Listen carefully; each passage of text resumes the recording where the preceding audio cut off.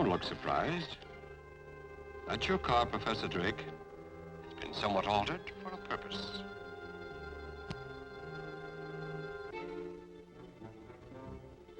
That won't help. Each door is automatically locked. Relax, Professor. I'll do the driving.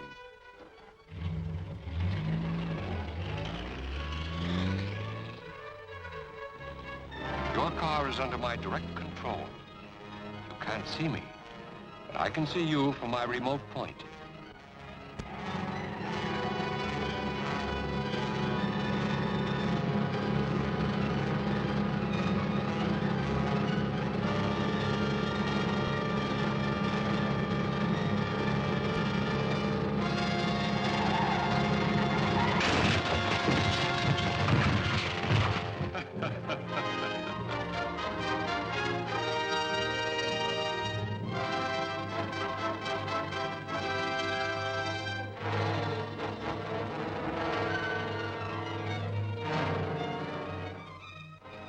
Wait, Professor Millard. You've been working too hard. Life isn't worth it. Your life. Remember poor Professor Drake and Kenyon and Bennett? The papers said their deaths were accidental. But you didn't believe that, did you? You've begun to suspect more than is good for you. Or for me. Now we shall see what the papers say about your death. Nothing could be salvaged. Science Associates has had to start again from scratch. As you can see, Miss Thomas, we've set up a temporary laboratory here in the conference room. But what could have caused the disaster? An unavoidable accident. Unfortunately, no trace was found of Professor Millard, who was working in the building on a supersonic experimental test at the time. That is about all we can tell you. Can or dare? I've given you facts. You also gave me the facts on Professor Drake's death. As publicity director for Science Associates, you've done a good press job, Mr. Winslow, but aren't these accidents occurring rather frequently? This is a scientific experimental project. There is always an element of danger. As well as sabotage? Now you're being melodramatic. No, realistic. If any outside source is suspected of being behind these misfortunes, Science Data magazine would appreciate having that information. Spoken like a true reporter, Miss Thomas. But Science Associates is a too isolated and unpublicized project to attract sabotage. And Jeff King ought to know. As our rocket propulsion expert, he'd be among the first to come in contact with any outside interference. Well, perhaps some of your other members could give me additional information? Information is something we discuss in private sessions, Miss Thomas. However, I can supply names of those comprising our group. That's Professor Bryant, formerly head of Technical Research University, specializes in metallurgy.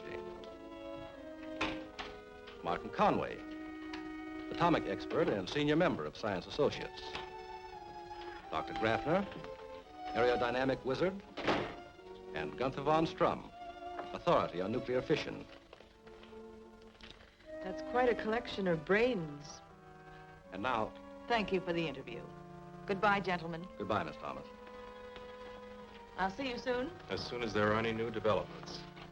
Thanks again, Mr. Winslow. Goodbye, Miss Thomas.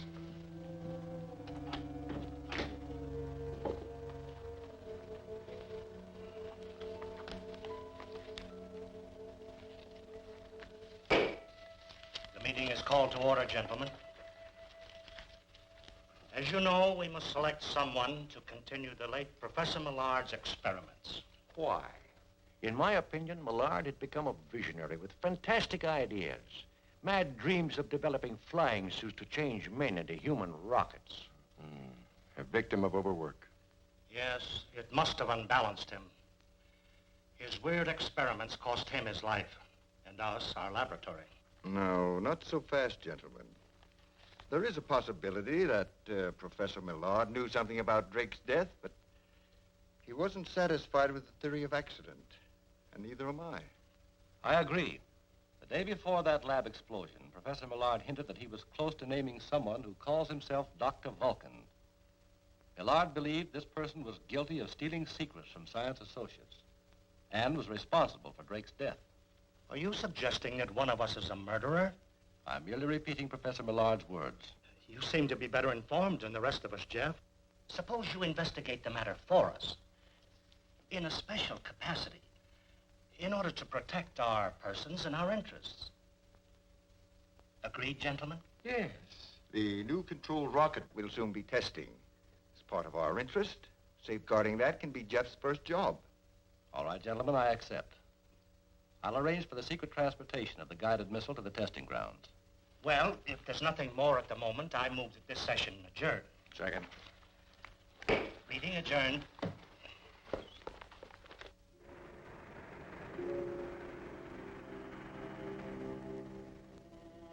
This waiting around gets me jumpy. I'm going out and get some fresh air. You'll stay put until we get our orders. Acting a little scared of somebody we've never seen, aren't you, Dirken? I'm not scared. I just aim to please. Yeah, aiming to please a voice.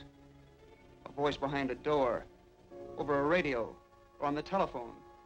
I'd like to see who I'm dealing with. Maybe I have seen him. Right now, the important thing is to grab that pot of gold at the end of this rainbow. Wonder what Dr. Vulcan's angle really is.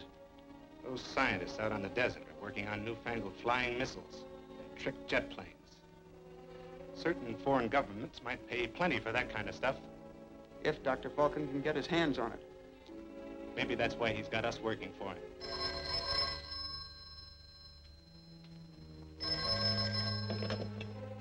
Dirken speaking. I have a job for you. Do you know Professor Jeffrey King when you see him? Sure. What about him? He has convinced science associates that Millard and Drake, at least, did not die because of accidents. You think he knows anything or just guessing? That's what I must find out. If he has any evidence against us, it's probably hidden in the conference room. Tonight, I want you to go there and search.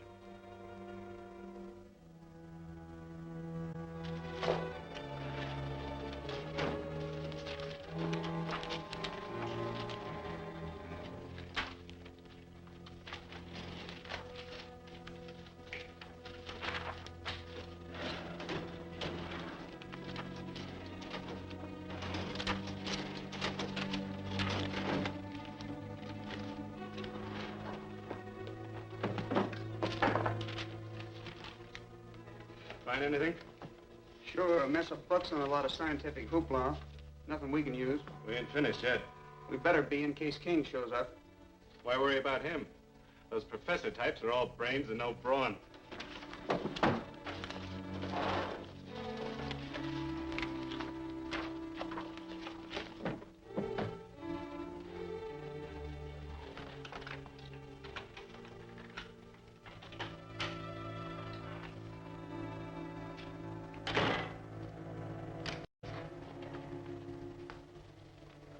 What are you doing here? Just browsing. Whatever you're browsing for, you apparently didn't find. Who sent you here? That's our business. Am I making it my business?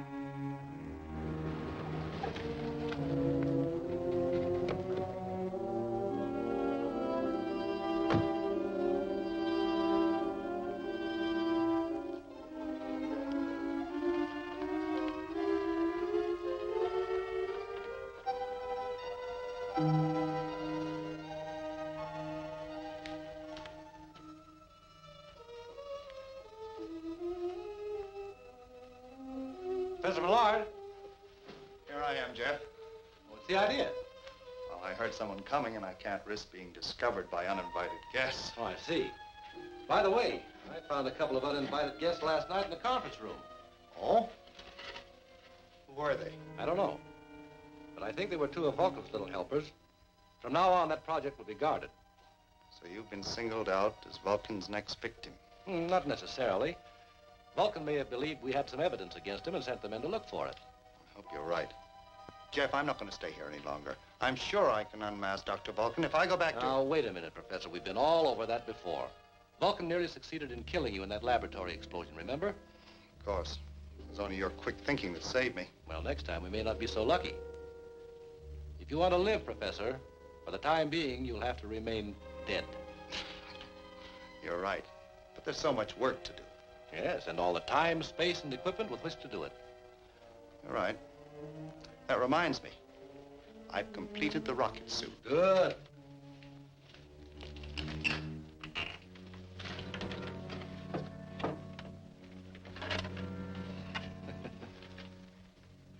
Well, what's so amusing?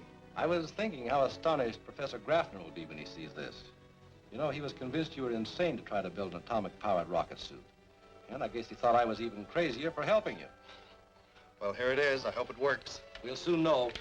I'll take it with me and test it for you. Well, stay close to the ground for the first few flights. There still may be a few adjustments to be made. Right. By the way, the professor's elected me to move the new rocket to the proving grounds for testing. Oh, well, be careful, Jeff. That's the kind of thing that Dr. Vulcan could sell to a foreign nation for a fortune. Yes, if personal gain is the motive behind Vulcan, but we're not sure of that. In any event, I've had the demonstration model loaded aboard an unmarked truck. It's being kept under armed guard in a small warehouse in town. I feel sure Dr. Vulcan has no idea where it is. I hope you're right. I'll let you know about the tests.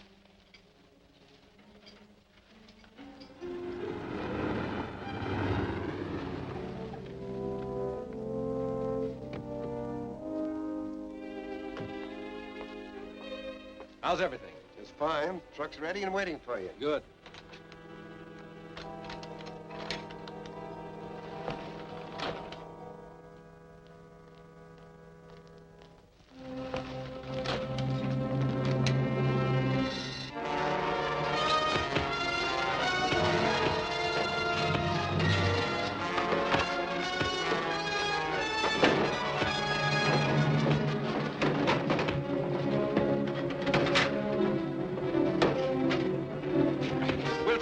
Get that truck.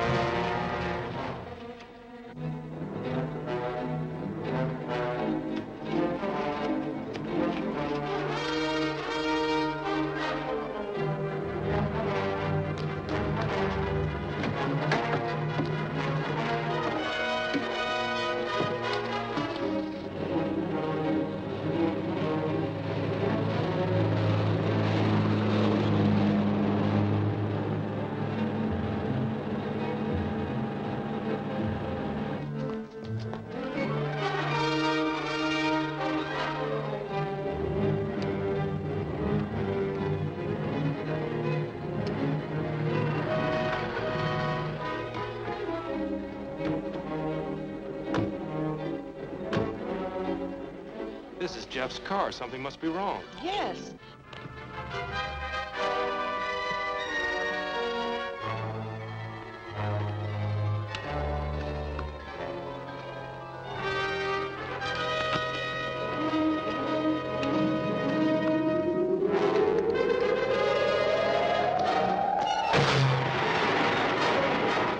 What's that?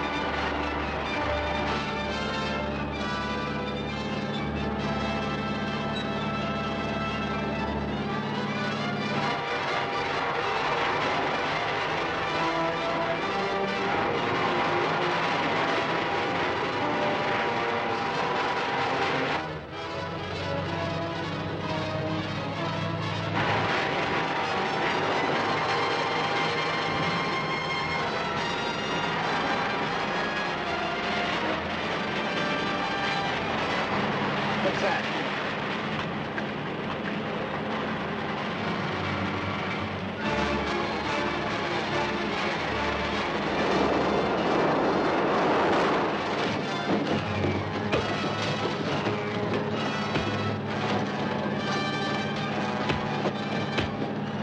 Hey, what's going on back there?